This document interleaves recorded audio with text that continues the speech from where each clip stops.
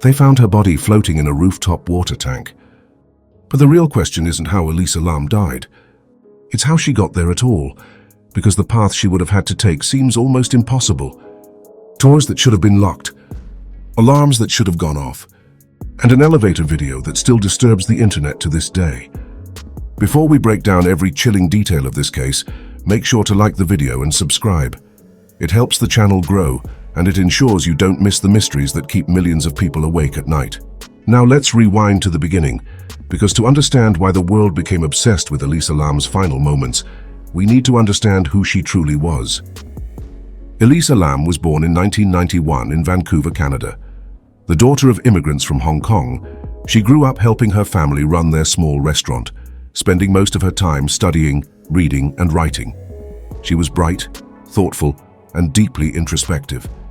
Her personal blog revealed a young woman who felt everything intensely: joy, fear, ambition, anxiety.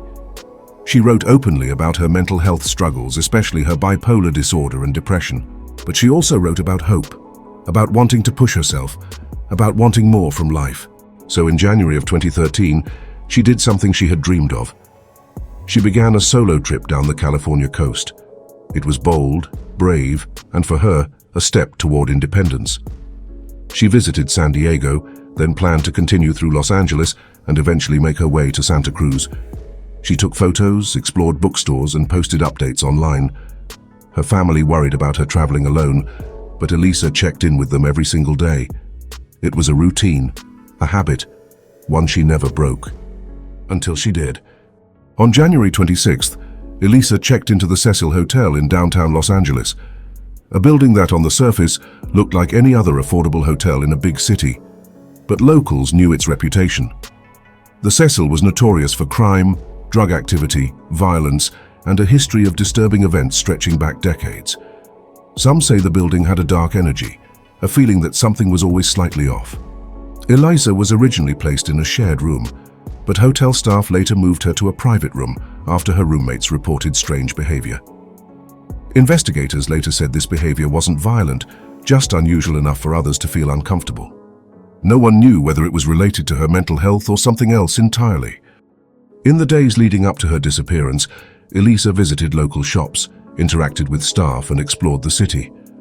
One bookstore employee recalled Elisa being friendly but somewhat scattered, chatty, excited, but also anxious. Nothing alarming, but enough for the memory to stick later. Then on January 31st, Elisa stopped contacting her family. Her parents immediately knew something was wrong. This wasn't a girl who forgot to call, especially not while traveling alone. They reported her missing, and the Los Angeles Police Department launched an investigation. Officers searched the hotel top to bottom. They used dogs, they interviewed guests, they checked street cameras, but nothing made sense. Elisa had simply vanished. Then, nearly 2 weeks later, police released a piece of evidence that sent the internet into a frenzy. The elevator video. Recorded on February 1st, just hours after she was last seen, the footage shows Elisa stepping into the elevator wearing a red hoodie. She presses several buttons. The doors don't close. She steps out, looks around, moves strangely, almost like she's hiding from someone, or talking to someone who isn't there. She makes odd hand motions, moves back into the elevator, then out again. Viewers were disturbed. Many said it looked like she was terrified, or hallucinating, or communicating with something unseen. The elevator itself also behaved oddly. The doors stayed open far longer than normal, fueling endless theories. Millions of people watched the video. Some studied it frame by frame. Every gesture, every movement sparked new speculation. Was she running from someone? Was she experiencing a mental health episode? Was something else in that hallway? The footage didn't answer questions. It created more. Then came the complaints from hotel guests. The water pressure was low. The water tasted strange. Some said it looked dark. Maintenance workers investigated the rooftop water tanks, and on February 19th, they made a discovery that still haunts the world. Inside one of the tanks was the body of Elisa Lam.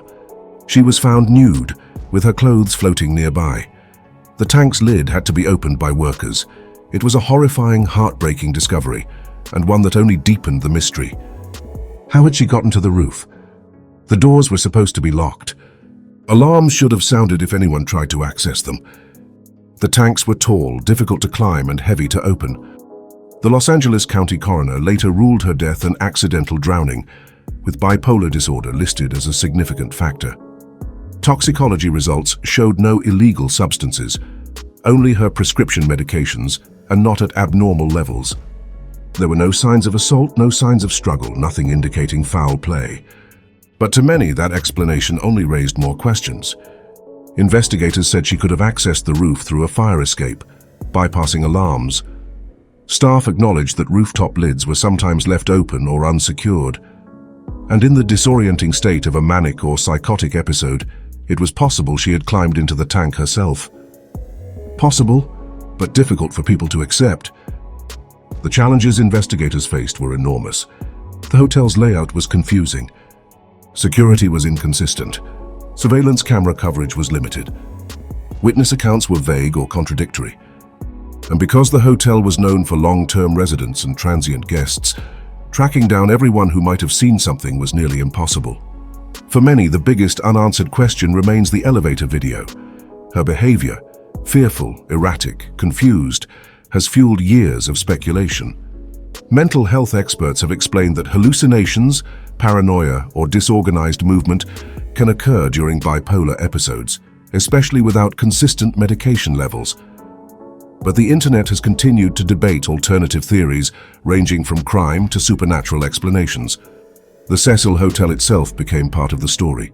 Its disturbing past, its countless deaths, its chaotic environment. A place where terrible things had happened long before Elisa ever walked through its doors. The hotel's dark history gave people a framework for the fear they felt watching the footage. But in reality, the tragedy was far more human and far more heartbreaking.